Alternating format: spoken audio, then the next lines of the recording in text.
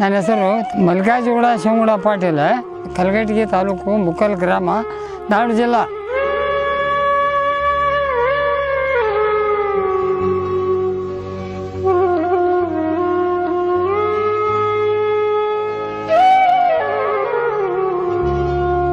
ಸಾವಯವ ಕೃಷಿಗೆ ನಾವು 2011ರಿಂದ ಬಂದ್ವಿ. ಅವಾಗ ಅಕ್ಕಮದೇವಿ ಪಾಟೀಲ್ ನಾವು ಬಂದು ನಮಗೆ ಹೇಳಿದ್ರು ಹಿಂಗೆ ಮಾಡಿರಿ ಅಂತ. ನಾವು ಅದಕ್ಕೆ ದೌಡು ಇದು ಬೆಲೆ ಕೊಡಲಿಲ್ಲ. ಅವ್ರು ಹೆಂಗೆ ಮಾಡಕತ್ತಿದ್ರು ಹಂಗೆ ಅದ್ರದ್ದು ಉತ್ಪನ್ನ ಬರೋಕತ್ತಿ. ನಾವು ಆಮೇಲೆ ಇವು ನಮ್ಮ ಸರ್ಕಾರಿ ಗೊಬ್ಬರ ಅದು ಇದು ಹಾಕ್ತಿದ್ವಿ, ಎಲ್ಲ ಬಿಟ್ಟು ಆ ಸಾವಯವ ಕೃಷಿನ ಮಾಡ್ಕೊತ ಇವತ್ತವರೆಗೆ ಅದನ್ನೇ ಮಾಡ್ಕೊತ ಬಂದಲ್ಲಿ ಉತ್ಪನ್ನ ಹೆಚ್ಚಾಕೊಂತ ಬಂದೈತೆ ನಮ್ಗೆ. ನೋಡ್ರಿ, ಇದನ್ನೆಲ್ಲ ಮಾಡ್ಬೇಕಾದ್ರೆ ನಮಗೆ AB ಫೌಂಡೇಶನ್ ಅವರು ಬಂದು ಹೇಳಿದಲ್ಲೇ ನಾವು ಇದನ್ನು ಸಾವಯವ ಮಾಡಾಕತ್ತಿದ್ವಿ. ಮಾಡಿಂದ ನಮಗೆ ಉತ್ಪನ್ನ ಅನುಕೂಲ ಆಗಕತ್ತು, ದನಕ್ಕೆ ಮೇವು ಆಗಾಕತ್ತು, ಎಲ್ಲ ರೀತಿಯಿಂದ ಕಾಳು ಸಾವಯವ ಮಾಡಿಂದ ಆಮೇಲೆ ಸಿರಿಧಾನ್ಯಗಳು ಬೆಳ್ಕೊಳಕತ್ತಿದ್ವಿ. ಹೀಗಾಗಿ ನಮಗೆ ಅನುಕೂಲ ಭಾಳ ಆತವ್ರು ಹೇಳಿಂದ. ಭತ್ತ ಹಾಕಿ ಆಮೇಲೆ ಹಂಗೆ ಬಿಟ್ಟು ಬಿಡೋರು. AB ಫೌಂಡೇಶನ್ ಅವ್ರು ಬಂದು ನಮಗೆ ಟ್ರೈನಿಂಗ್ ಕೊಡೋಕೆ ಇಂಥ ಬೆಳೆ ಬೆಳೀರಿ ಅಂತ ಹೇಳಿದರು. ಅಲ್ಲಿ ಮೊದಲ ಭತ್ತ ಹಾಕಿ 2ನೇ ಪೀಕ್ ಮಡಿಕೆ ಹಾಕಿದ್ವಿ. ಮಡಿಕೆ ಒಳಗೆ ಉದ್ದು ಜೋಳ ಹಾಕ್ಕೊಂಡ್ವಿ. ಮುಂದಿನ ವರ್ಷ ಮತ್ತೆ ಅದನ್ನು ಅಲ್ಲಿ ಮಡಿಕೆದು ತೆಗೆದು ಅಲ್ಲಿ ಬೇರೆ ಸೋಯಾಬೀನು ಅದು ಹಾಕ್ಕೊಂಡು ಬೇಸಿಗೆ. ಆಮೇಲೆ ಈಗ ಹೊಲಕ್ಕೆ ಬರ್ತೇವೆ, ಇಲ್ಲಿ ಅವನ್ನ ಹಾಕ್ತೇವೆ, ಇವನ್ನ ಅಲ್ಲಿ ಹಾಕ್ತೇವೆ. ಟ್ಯಾಕ್ಟ್ರು ಅಥವಾ ಎತ್ತಲೆ ಗಳೆ ಹೊಡಿತೇವೆ ರೀ. ಗಳೆ ಹೊಡೆದು ಮಡಿಕೆ ಹಾಕ್ತೇವೆ. ಇದಕ್ಕೆ ಮಡಿಕೆ ಹಾಕಿಂದ ಹುಟ್ಟಿಂದ ಆಮೇಲೆ ಈಗ ಅವಕ್ಕೆ ರೋಗಾದಿಗಳೂ ಬರ್ತಾವೆ. ಅವಾಗ ನಾವು ಏನು ಮಾಡ್ತೇವೆ, ಇವು ಬೇರೆ ಏನು ಔಷಧಿಗಳು ಉಪಯೋಗ ಮಾಡೋದಲ್ಲ ರೀ. ಆಕಳ ಉಚ್ಚಿ ಅಂತಾರಲ್ಲ, ಆಕಳ ಉಚ್ಚಿ ಅವು ಬೇವಿನ ತಪ್ಪಲ ನೆನಿಡ್ತೇವೆ. ನೆನಿಟ್ಟು ತಿರುಗ್ತೀವಿ, ರಸ ಬಂದಿದ್ದನ್ನು ಪಂಪ್ಲೆ ಹೊಡಿತೇವೆ. ಅವಕ್ಕೆ ಆ ಹೊಟ್ಟಿನ ಕಾಳು ತೆಗಿತೇವೆ.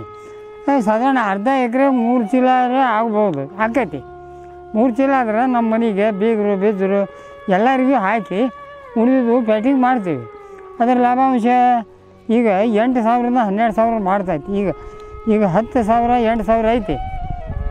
8 3 24 30-35,000 ರೂಪಾಯಿದು ಕಾಳು ಹಾಕವು. ಆಮೇಲೆ ಹೊಟ್ಟೆ ಏನೈತೆ ರೀ, ಇದು ಆಕಳಿಗೆ ಭಾಳ ತಂಪಾಕೈತಿ. ಇದನ್ನು ಹೊಟ್ಟು ಒಂದು ದೋಣಿ ಒಳಗೆ ರಾತ್ರಿ ನೆನಿಡ್ತೇವೆ. ಇದಕ್ಕೆ ನೀರು, ಉಪ್ಪು, ಬೆಲ್ಲ, ಸ್ವಲ್ಪ ಯೂರಿಯಾ ಹಾಕ್ತೇವೆ ರೀ. ಅಂದರೆ ಅದು ಬೆಲ್ಲ ನಾವು ಉಪ್ಪು ಹಾಕೋದ್ರಿಂದ ಕ್ಯಾಲ್ಸಿಯಂ ಹೆಚ್ಚಾಕತ್ತೆ, ಹಿಂಡೋದನಕ್ಕೆ ಹೆಚ್ಚು ಹಿಂಡ್ತೈತಿ. ಈಗ ಹೊರಗಡೆಯಿಂದ ಔಷಧ ತಂದು ಹಾಕೋದ್ರ ಬದಲು ಇದನ್ನೇ ಮಾಡ್ತೇವೆ ನಾವು ಆಕಳಿಗೆ. ಉದ್ದು ಮಿಶ್ರ ಬೆಳೆ ಬೆಳೆದೇವ್ರಿ ಮಡಿಕೆ ಒಳಗೆ. ಉದ್ದು ಹಾಕಿದ್ವಿ.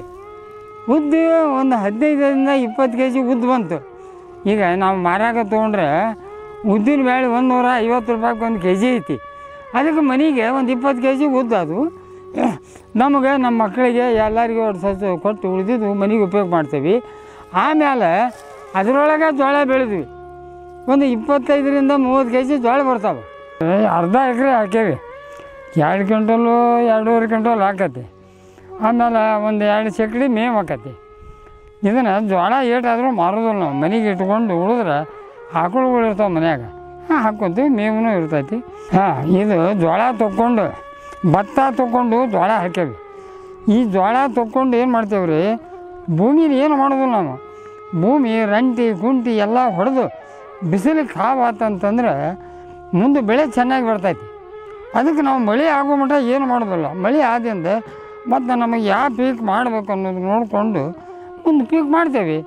ಇದು ಮಳೆ ಆಶ್ರಿತ ಬೆಳೆದಿದ್ದು ಪೀಕ್. ಗೊಂಜಾಳನ ಮಳೆ ಆಶ್ರಿತ ತೊಗೊಂಡು ಹೆಸರು ಹಾಕೇವಿ. ಇದು ನೋಡ್ರಿ, ಹವಾಮಾನದ ಮೇಲೆ ಈಗ ಅರ್ಧ ಎಕರೆ ಹಾಕೇವಿ. 1 ಚೀಲ ಆಗ್ಬೋದು, 2 ಚೀಲ ಆಗ್ಬೋದು. ಇದನ್ನು ಮನೆಗೆ ಇಟ್ಕೊತೀವಿ. ಈ ಹೊಟ್ಟು ದನಕ್ಕೆ ಉಪಯೋಗ ಆಕೈತಿ.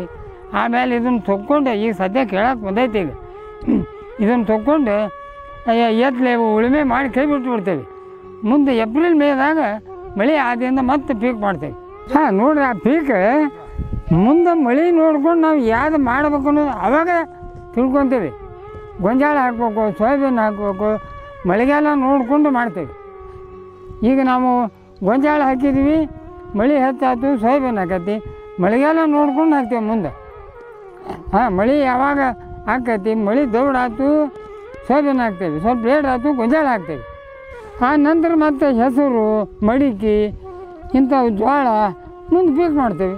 ಗೊಂಜಾಳ ತೊಗೊಂಡು ಸಾಮಿ ಹಾಕೇವಿ, ಸಾಮಿ ಆಮೇಲೆ ಶೇಂಗಾ ಸಾಸಿವೆ ಸೋಯಾಬೀನು ಎಲ್ಲ ಪೀಕು ಮಾಡೇವಿ ಇದ್ರಾಗ.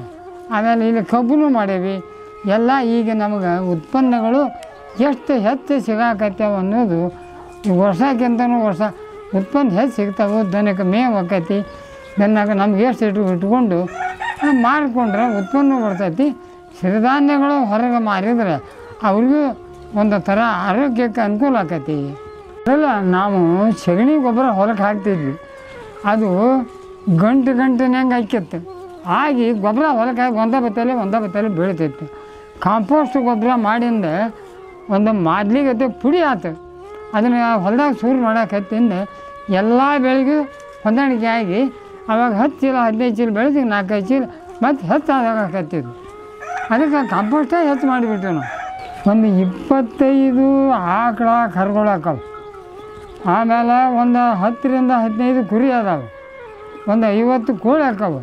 ಕರುಗಳ 2-3 ಅದಾವೆ. ಅಷ್ಟು ಗೊಬ್ಬರನೂ ಕಾಂಪೋಸ್ಟ್ಗೆ ಹಾಕ್ತೇವೆ ನಾವು. ಕಾಂಪೋಸ್ಟ್ ಹಾಕಿಂದ ಆ ಕಾಂಪೋಸ್ಟ್ ಹಾಕೈತಿ ವರ್ಷ ಒಂದು 5-6 ಟ್ಯಾಕ್ಟರ್ ಗೊಬ್ಬರ ಹಾಕೈತಿ. ಆ ಗೊಬ್ಬರನ ನಾವು ಹೊಲಕ್ಕೆ ಒಂದು ವರ್ಷ ಈ ಕಡೆ ಹಾಕ್ತೀವಿ, ಒಂದು ವರ್ಷ ಆ ಕಡೆ, ಒಂದು ವರ್ಷ ಈ ಕಡೆ, ಒಟ್ಟು 2-3 ವರ್ಷ ಅಂದರೆ ಎಲ್ಲ ಹೊಲನೂ ತುಂಬ್ಕೊತೇವೆ. ಇನ್ನು ವರ್ಷ ಒಂದು ಟ್ಯಾಕ್ಟರ್ 2 ಟ್ಯಾಕ್ಟರ್ ಉಳಿದ್ರೆ 5ರಿಂದ 10 ಸಾವಿರ ರೂಪಾಯಿ ಟ್ಯಾಕ್ಟರ್ ಮಾಡ್ತೈತಿ. ಈಗ ಅದಕ್ಕೆ ನಾವು ಒಂದು 2 ಟ್ಯಾಕ್ಟರ್ 3 ಟ್ಯಾಕ್ಟರ್ ಅಷ್ಟೇ ಮಾಡ್ತೇವೆ.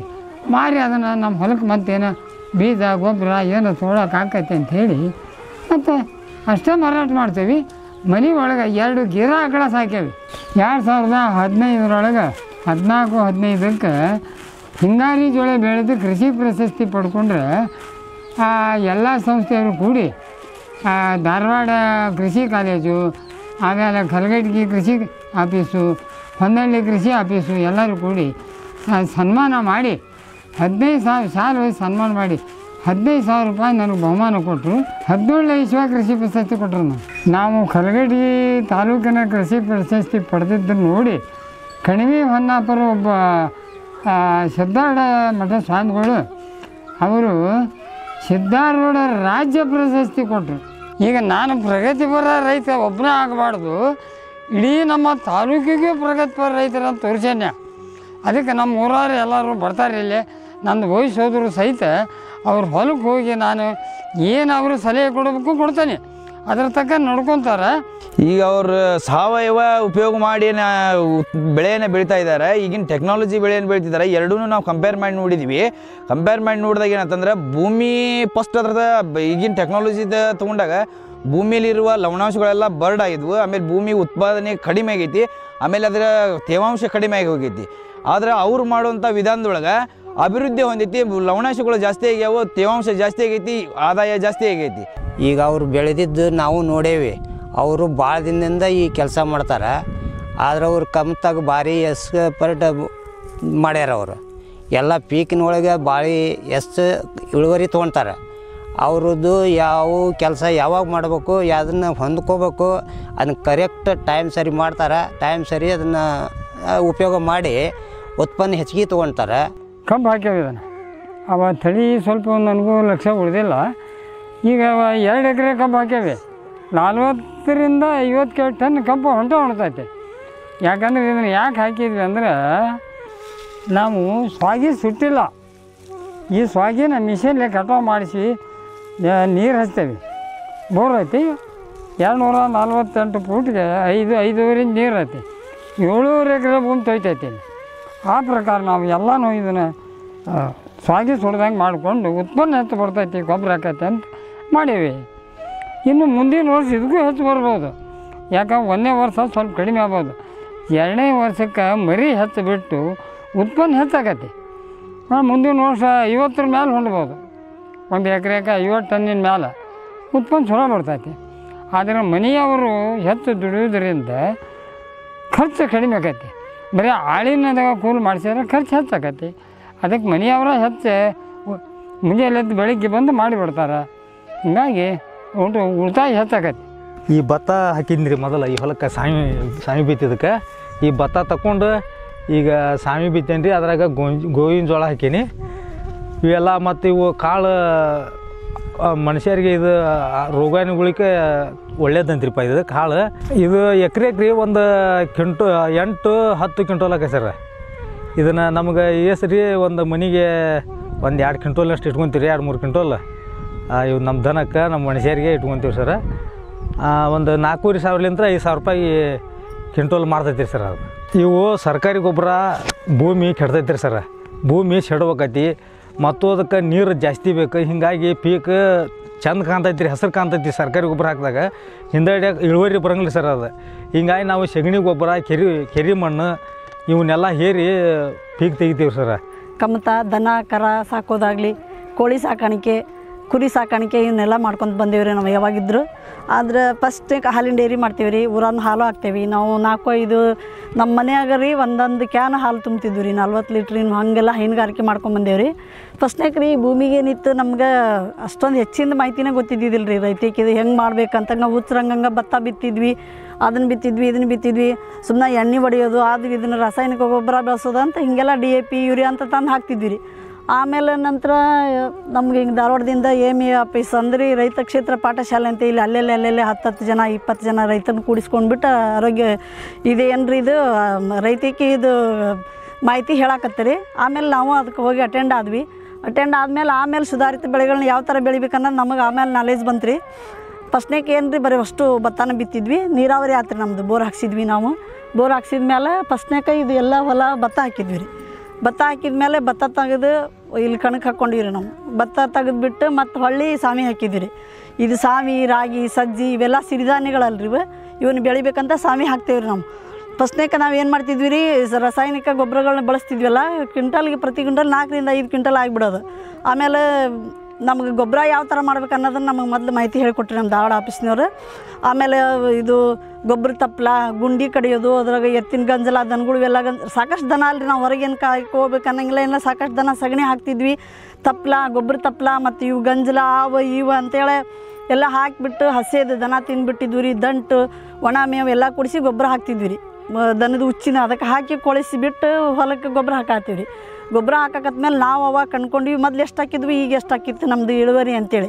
ಮೊದಲು 4-5 ಕ್ವಿಂಟಲ್ ಆಗೋದು. ಎಕರೆಗೆ 7-8 ಕ್ವಿಂಟಲ್ ಅಂತೂ ರೀ ಆರಾಮಾಗಕತ್ರಿ ಸರಿ. 8 ಕ್ವಿಂಟಲ್ ಅಂದರೆ 40,000 ರೂಪಾಯಿ ನಮಗಾಯ್ತು ಒಂದು ಎಕರೆಗೆ.